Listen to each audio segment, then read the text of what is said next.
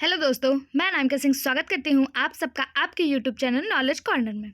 Friends, आज हम लोग साइंस के इम्पॉर्टेंट क्वेश्चन जो बिहार के किसी न किसी एग्जाम में पूछे गए हैं, चाहे वो बीपीएससी हो यानी कि बिहार स्टेट पीसीएस हो, या बिहार पुलिस, या फिर बिहार में हो रहे कोई भी एग्जाम जहाँ से साइंस रिलेटेड है, किसी भी एग्जाम में पूछा गया हो, उनको डिस्कस करेंगे। क्योंकि आप सभी को पता है कि बीपीएससी टीआरई 4.0 क्वेश्चन वहीं से उठाएगा जो प्रीवियस ईयर में पूछे गए हों। तो प्रीवियस ईयर हमारे लिए बहुत ज़्यादा इंपॉर्टेंट है। आज मैं आप लोगों के साथ साइंस के प्रीवियस ईयर क्वेश्चन डिस्कस करूंगी। आपको इसी चैनल पे हिस्ट्री, ज्योग्राफी, पॉलिटी और साथ ही साथ आपको ईवीएस के साथ बिहार स्पेशल की क्लासेस भी मिल जाएंगी, जिसका लिंक आपको हमारे इसी वीडियो के डिस्क्रिप्शन बॉक्स में मिल जाएगा। आप उन्हें भी देख सकते हैं। अगर आप क्लास का पीडीएफ प्राप्त करना चाहते हैं तो टेलीग्राम चैनल को भी ज्वाइन कर लें। बढ़ते हैं अपने प्रश्नों की तरफ। आज का पहला क्वेश्चन है, जेनेटिक्स निम्न में से किसका अध्ययन है? मेंडल का नियम, जैव विकास, डीएनए संरचना, आनुवंशिकता और विचरण। आपसे पूछा है जेनेटिक्स किसका अध्ययन है। इसका सही जवाब हो जाएगा ऑप्शन डी, आनुवंशिकता और विचरण। जेनेटिक्स आनुवंशिकता और विचरण का अध्ययन है। फादर ऑफ जेनेटिक्स अगर आपसे पूछा जाता है तो ग्रेगर जॉन मेंडल को फादर ऑफ जेनेटिक्स कहा जाता है, यानी आनुवंशिक विज्ञान के पिता ग्रेगर जॉन मेंडल को कहा जाता है। ये क्वेश्चन 2 बार एग्जाम में देखने को मिला है, 53 और 55 बीपीएससी प्री 2011 में ये क्वेश्चन देखने को मिला है। ऐसे क्वेश्चन जो किसी न किसी एग्जाम में पूछे गए हैं टीआरई एग्जाम में, वो जरूर रिपीटेड होते हैं। आपके लिए बहुत ज़्यादा महत्वपूर्ण है। वीडियो में लास्ट तक बने रहिए। चैनल को सब्सक्राइब करना और वीडियो को लाइक करना बिल्कुल मत भूलिएगा। दूसरा क्वेश्चन है, मनुष्य में लक्षणों की वंशानुगत के अध्ययन को क्या कहा जाता है? जीवाश्म विज्ञान, सरीसृप विज्ञान, वंशानुगति, एक से अधिक, इनमें से कोई नहीं। इसका सही जवाब हो जाएगा ऑप्शन सी। बीपीएससी टीआरई जुलाई 2024 में टीआरई 3 में पूछा गया यह क्वेश्चन है कि मनुष्य में लक्षणों के वंशानुगत के अध्ययन को क्या कहते हैं? तो वंशागति कहते हैं। ऑप्शन सी इसका सही जवाब हो जाएगा। नेक्स्ट क्वेश्चन है, ऑर्निथोलॉजी का अध्ययन है, मतलब कि ऑर्निथोलॉजी किसके अध्ययन को कहते हैं? पत्तियों का अध्ययन, हड्डियों का अध्ययन, पक्षियों का अध्ययन, एक से अधिक, इनमें से कोई नहीं। इसका सही जवाब हो जाएगा ऑप्शन सी, पक्षियों का अध्ययन। पक्षियों के अध्ययन को ऑर्निथोलॉजी कहा जाता है। Father of ornithology Salim Ali, doctor Salim Ali को फादर ऑफ ऑर्निथोलॉजी या पक्षी विज्ञान के जनक या पक्षी विज्ञान के पिता के रूप में जाना जाता है। अगला क्वेश्चन है, पोमोलॉजी निम्नलिखित में से किससे संबंधित है? पत्तियों का अध्ययन, फलों का अध्ययन, फूलों का अध्ययन, एक से अधिक, इनमें से कोई नहीं। बीपीएससी बीएओ मार्च 2024 में पूछा गया क्वेश्चन। इसका सही जवाब ऑप्शन बी, फलों का अध्ययन। Study of fruit is called pomology. Option B इसका सही जवाब हो जाएगा। पोमोलॉजी वनस्पति विज्ञान की वह शाखा है जिसमें फलों एवं उसकी खेती का अध्ययन किया जाता है। ठीक। अगला क्वेश्चन है, संघ इकाइनोडर्मेटा के लिए क्या सत्य है? यह त्रिस्तरीय और इसमें सिलोमिक गुहा होती है। इसमें विशिष्ट जल संवहन नाल तंत्र होता है। यह विशेष रूप से मुक्त जीवी समुद्री जीव हैं। एक से अधिक, इनमें से कोई नहीं। टीआरई 3 में पूछा गया क्वेश्चन है, बेरी आईएमपी मार्क करिएगा इसको। इसका जो सही जवाब हो जाएगा वो हो जाएगा ऑप्शन डी, उपयुक्त में से एक से अधिक। क्यों? क्योंकि जो फाइलम इकाइनोडर्मेटा होता है यह त्रिस्तरीय और सिलोमिक गुहा वाला होता है। इसमें विशिष्ट जल संवहन नाल तंत्र पाए जाते हैं और यह विशेष रूप से मुक्त जीवी समुद्री जीव होते हैं। ऑप्शन सी मतलब कि ऑप्शन डी सही जवाब हो जाएंगे, क्योंकि तीनों ही ऑप्शन इसके सही दिए हुए हैं।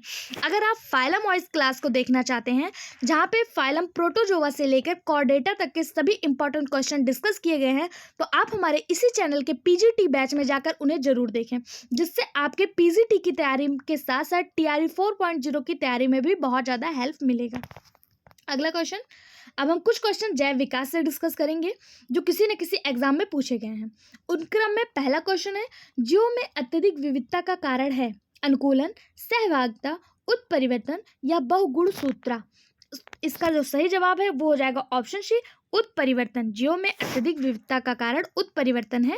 ऑप्शन सी इसका सही जवाब हो जाएगा। वैज्ञानिकों को वह समूह जिसने प्रकृतिवाद के सिद्धांत को आधुनिक रूप दिया था उसे ही नव डार्विनवाद कहते हैं। आधुनिक नव डार्विनवाद के अनुसार जीनों के साधारण परिवर्तन के उपरांत नए जीव बनते हैं, जिसमें उस जिससे उनमें भिन्नताएं बढ़ जाती हैं। इस परिवर्तन को उत्परिवर्तन कहते हैं। ठीक है, उत्परिवर्तन किसे कहते हैं? कोई जीव है, उसमें जब नए जीन पुराने जीन के अनुसार उनमें पाए जाने वाले जो जीन होते हैं वो जब नए जीव में परिवर्तित होते हैं, इसी को उत्परिवर्तन कहा जाता है। अगला क्वेश्चन है, वर्तमान प्रमाण के अनुसार पृथ्वी पर जीव का उद्गम 2 लाख वर्ष पूर्व हुआ है। इस युग में प्रोटोजोआ, शैवाल एक जीवाणु थे। मतलब कितने वर्ष पूर्व थे? ये क्वेश्चन 40 बीपीएससी प्री 2095 में पूछा गया क्वेश्चन है। इसका जो सही जवाब है वो प्रोटोजोआ के उद्भव का जो प्रारंभ है वो 3.5 अरब वर्ष पूर्व हो चुका था। 3.5 अरब वर्ष पूर्व। ठीक है, और जो साइनोबैक्टीरिया है जिसे ब्लू ग्रीन एल्गी कहते हैं, VGA ब्लू ग्रीन एल्गी, इसका उद्भव 2.3 अरब वर्ष पूर्व माना जाता है, जो आपको ऑप्शन में कहीं भी देखने को नहीं मिला। ये स्टार मार्क क्वेश्चन था और इसका जवाब सभी को मिला था। इसका जो नंबर है वो सभी को मिला था। ठीक है, अगला क्वेश्चन है, आधुनिक मानव का पूर्वज है जावा मनुष्य, क्रो-मैग्नॉन मनुष्य, निएंडरथल मनुष्य, पैकिंग मनुष्य। इसका जो सही जवाब है वो हो जाएगा ऑप्शन बी, क्रो-मैग्नॉन मनुष्य। क्रो-मैग्नॉन मनुष्य आधुनिक मानव से मिलता जुलता है या आज के मानव के एकदम समान, यानी कि जैसे आज के मानव है 6 फुट लंबे और पूरी तरह से सीधा चलने वाले, ऐसे ही क्रो-मैग्नॉन मानव के जो अस्थियां मिली हैं उससे पता चला है कि ये इनसे मिलता जुलता है, इसीलिए इनको आधुनिक मानव का पूर्वज कहा जाता है। अगला क्वेश्चन है, विकास का मुख्य कारक है उत्परिवर्तन, हासिल किए हुए गुण, लैंगिक जनन, प्राकृतिक वर्ण, एक से अधिक, इनमें से कोई नहीं। इसका सही जवाब ऑप्शन डी, प्राकृतिक वर्ण। विकास का मुख्य कारण क्या है? प्राकृतिक वर्ण है। अगला क्वेश्चन, विकास का कारण है, सेम क्वेश्चन आपको यहाँ पे 39 बीपीएससी और कुछ सालों बाद वही क्वेश्चन 46 बीपीएससी में रिपीट हुआ। बीपीएससी कभी भी नए क्वेश्चन नहीं लाता है, कुछ इस एग्जाम से अलग अलग एग्जामों में हुए गए प्रीवियस ईयर क्वेश्चन को ही उठाता है। इसलिए बीपीएससी यानी कि बिहार में हो रहे किसी भी एग्जाम को क्वालिफाई करने के लिए आपको प्रीवियस ईयर क्वेश्चन बहुत ज़्यादा इंपॉर्टेंट है। तो आप हमारे साथ जुड़ सकते हैं, चाहे आप बिहार पुलिस की तैयारी कर रहे हो या फिर TRE 4.0 की। ठीक, विकास का क्या कारण है? तो पीढ़ी से पीढ़ी अनुकूलन ही विकास का कारण है। ऑप्शन सी इसका सही जवाब हो जाएगा। अगला क्वेश्चन, जहां जीव रहता है उस सटीक जगह को कहते हैं आवास, परितंत्र, निकेत या नीच जिसे कहते हैं, या फिर बायोम, एक से अधिक, इनमें से कोई नहीं। इसका सही जवाब ऑप्शन ए, आवास। जहाँ पे ह्यूमन रहता है, जहाँ पे जीव रहता है, कोई भी जीव रहता है उसे ही हैबिटाट कहते हैं या फिर आवास कहते हैं। ठीक, अगला क्वेश्चन, आर्कियोपेट्रिक्स है। आर्कियोपेट्रिक्स क्या है? जुरासिक युग का सर्वोत्तम पक्षी, जुरासिक काल का सरीसृप, टाइएरिस काल का सरीसृप, ट्राइएसिक तथा जुरासिक दोनों काल का सरीसृप। इसका जो सही जवाब हो जाएगा वो हो जाएगा ऑप्शन ए, जुरासिक युग का सर्वपुरातन पक्षी आर्कियोपेट्रिक्स है। आर्कियोपेट्रिक्स को ही बर्ड्स और रेप्टाइल्स के बीच की कनेक्टिंग लिंक कहा जाता है। ठीक है, ये जुरासिक युग का सर्वपुरातन पक्षी है, लेकिन इसमें कुछ लक्षण जो है वो रेप्टाइल्स के यानी सरीसृप के ही भी मिले हैं, इसलिए इसे बर्ड्स और सरीसृप के बीच का कड़ी कहा जाता है। ऑप्शन ए इसका सही जवाब हो जाएगा। अगला क्वेश्चन, वह जानवर जो मुख्यतः मांस खाता है क्या कहलाता है?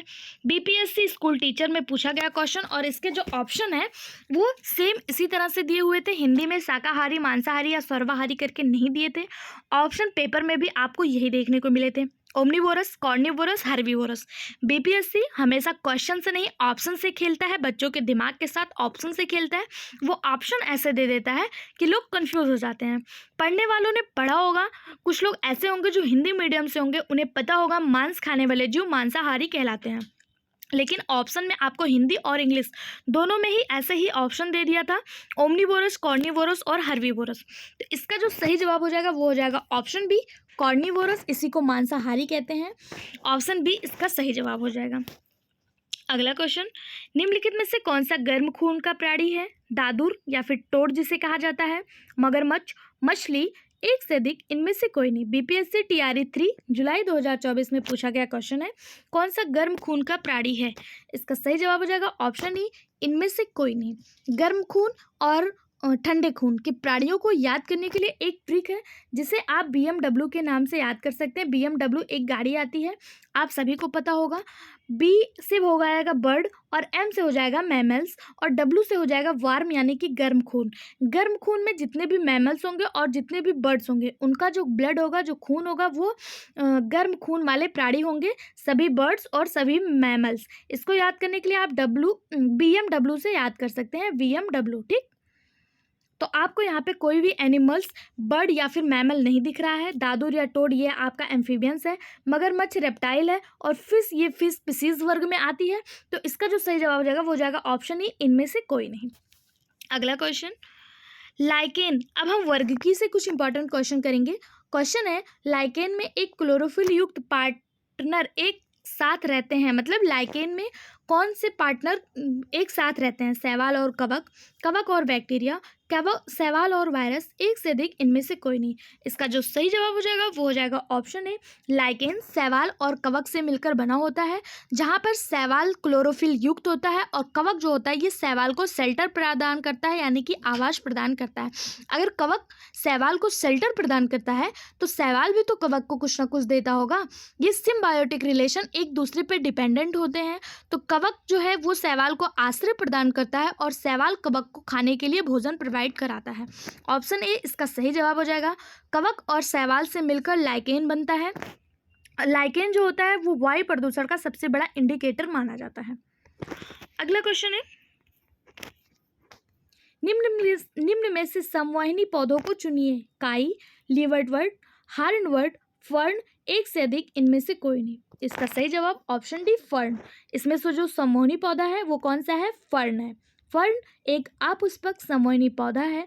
समोहनी पौधे उन पौधों को कहा जाता है जिनमें जल और खनिज को भूमि से पादप के विभिन्न अंगों तक ले जाने के लिए लिग्नित ऊतक यानी कि लिग्निफाइड टिश्यू पाए जाते हैं, उन्हें समोहनी ऊतक कहा जाता है। फर्न एक समोहनी पौधा है। अगला क्वेश्चन, स्पायरोगारा निम्नलिखित शैवालों में से किसका एक उदाहरण है? भूरा शैवाल, हरा शैवाल, लाल शैवाल या सफेद शैवाल? इसका सही जवाब ऑप्शन सी, हरा शैवाल। स्पायरोगारा को हरा शैवाल के नाम से जानते हैं। ये हरे शैवाल का उदाहरण है। क्यों? क्योंकि इसमें क्लोरोफिल जो होता है वो प्रेजेंट होता है। ऑप्शन सी इसका सही जवाब हो जाएगा। अगला क्वेश्चन, निम्न में से शैवाल का उदाहरण है? डायटम्स, राइजोपस, फ्यूनेरिया, अमीबा, एक से अधिक, इनमें से कोई नहीं। शैवाल का उदाहरण पूछा है, ऑप्शन ए इसका सही जवाब हो जाएगा, डायटम्स। डायटम्स जो है ये एक कोशिका वाले शैवाल है या कांच से बने घरों में पाए जाते हैं। ये पारदर्शी ओपन लेंस सिलिका से बने कोशिका भित्ति वाले एकमात्र जीव हैं जो पृथ्वी पर पाए जाते हैं। ठीक, और ये एक प्रकार के शैवाल हैं, डायटम्स। अगला क्वेश्चन है, निम्नलिखित में से कौन सा प्राणी जगत का सबसे बड़ा संघ है? Arthropoda, Mollusca, Ctenophora, Platyhelminthes. BPSC CDPO 2005 में पूछा गया क्वेश्चन। इसका सही जवाब हो जाएगा फाइलम आर्थ्रोपोडा। ऑप्शन है इसका सही जवाब। फाइलम आर्थ्रोपोडा प्राणी जगत का सबसे बड़ा फाइलम है। अगला क्वेश्चन, लाल रक्त कणिका विहीन जंतु है, यानी कि वो कौन सा जंतु है जिसमें रेड ब्लड सेल्स नहीं पाई जाती, आरबीसी एब्सेंट होती है? मेढक, केचुआ, सर्प, मोर, एक से अधिक, इनमें से कोई नहीं। इसका सही जवाब है ऑप्शन बी, केचुआ। केचुआ एक ऐसा जीव है जिसमें लाल रक्त कणिकाओं का अभाव होता है, या फिर कहें कि केचुआ में जो रेड ब्लड सेल्स होते हैं वो इनके प्लाज्मा में ही डिसॉल्व होते हैं।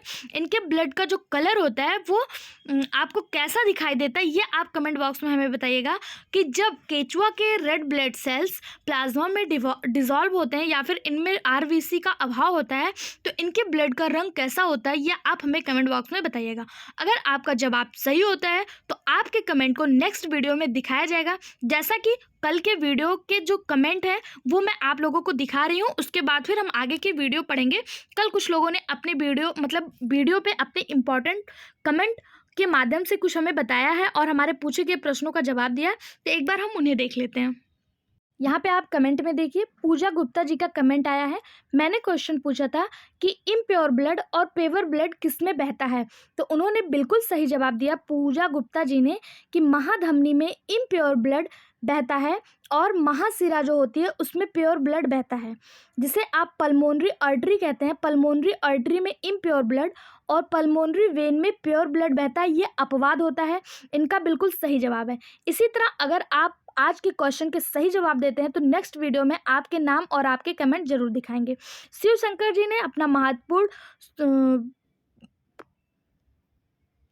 समय निकाल स्टिकर भेजा हुआ है।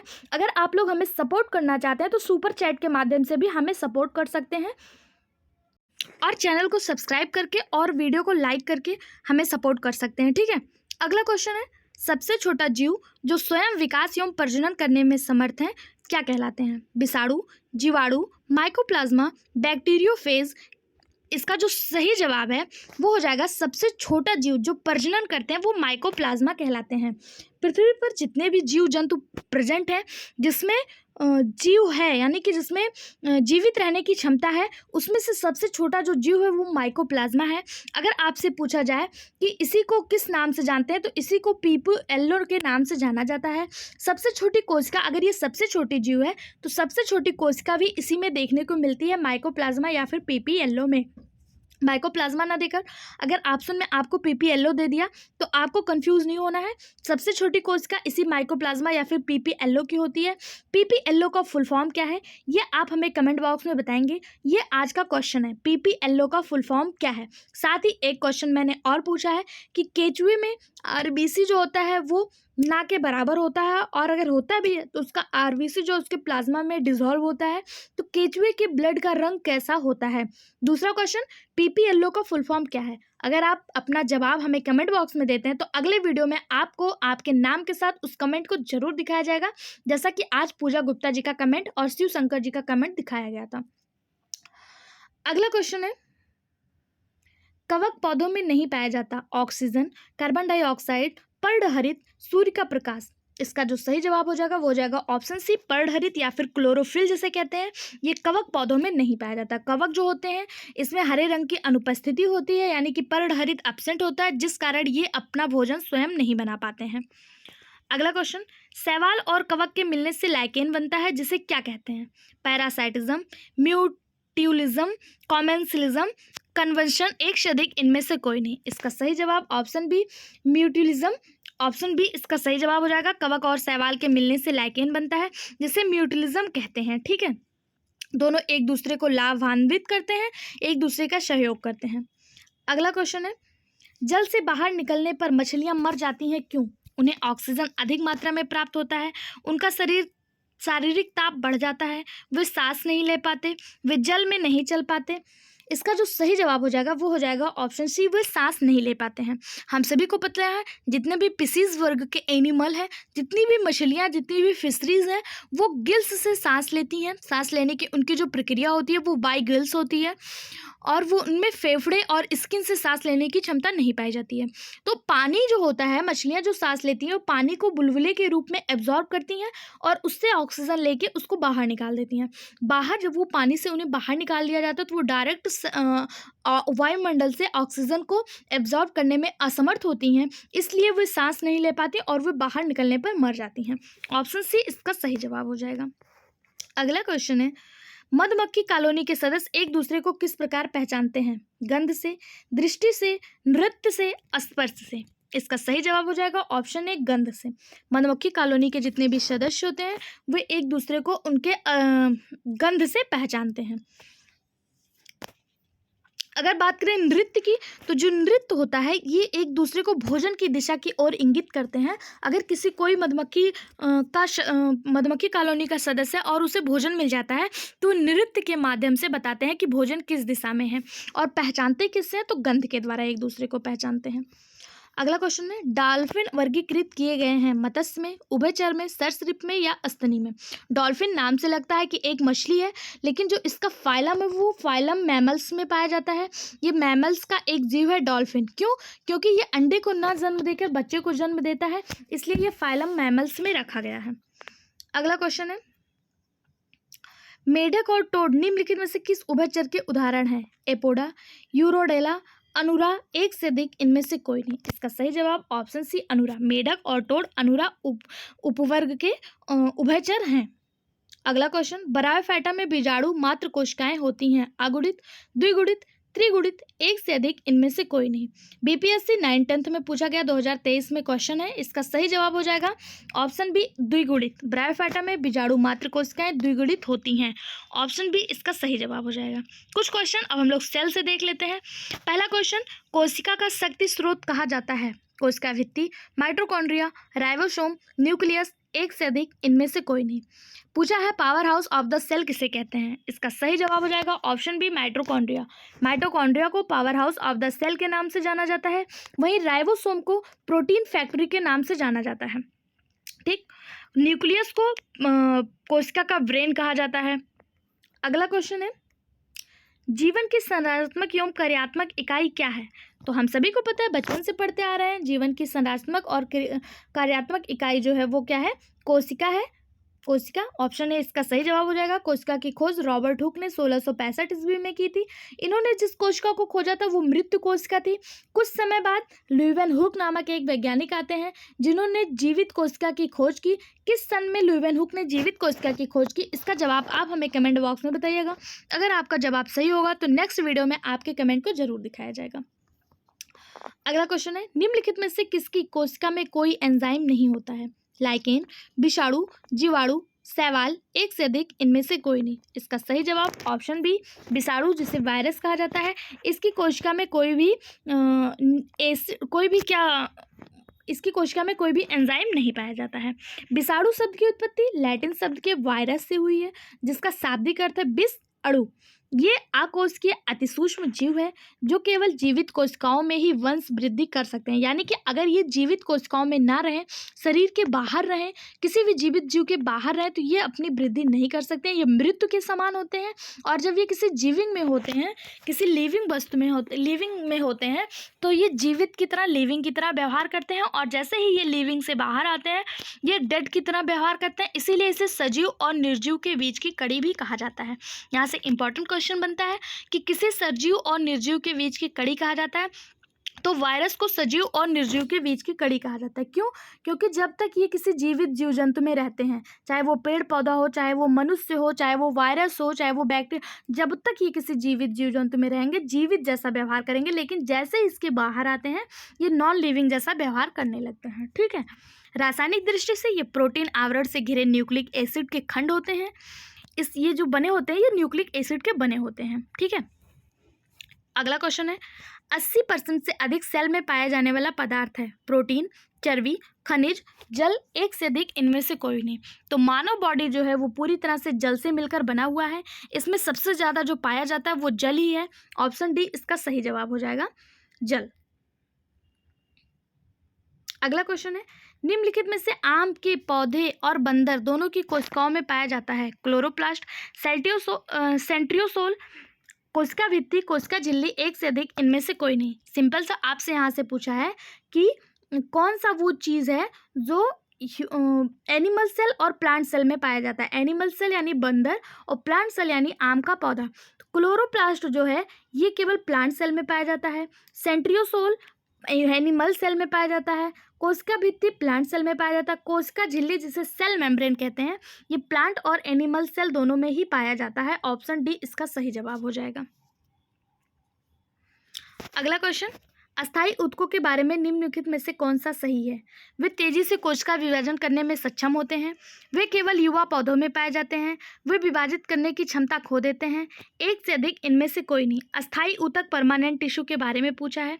इसका सही जवाब है ऑप्शन सी, वे विभाजित करने की क्षमता खो देते हैं। बीपीएससी टीआरई जुलाई 2024 में पूछा गया क्वेश्चन है। जो अस्थायी ऊतक होते हैं वो विभाजित करने की क्षमता खो देते हैं, इसलिए इन्हें अस्थायी ऊतक कहा जाता है। ऑप्शन सी इसका सही जवाब हो जाएगा। अगला क्वेश्चन, पौधे एवं पशु कोशिकाओं में अंतर निम्नलिखित में से किस संरचना से स्पष्ट होता है?